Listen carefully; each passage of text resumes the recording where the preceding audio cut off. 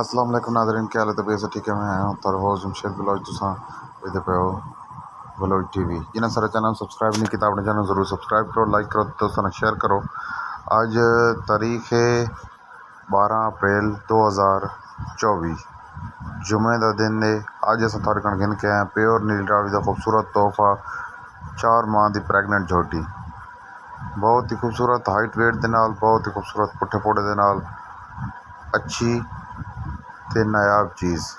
मोट मोट का थान लगा हुआ है, विरल खूबसूरत है, छोटा छोटा सिंग लगा हुआ है, मत्थे तो बल्ली है, पुट्ठे दी सोनी है, तो बहुत ही नायाब चीज़ है।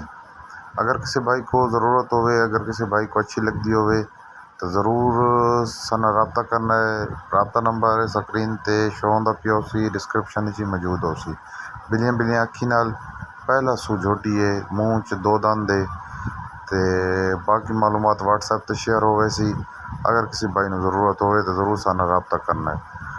मालिक के मुताबिक डिमांड 3.5 लाख रुपये, मौके पर कमी बेशी हो वैसी।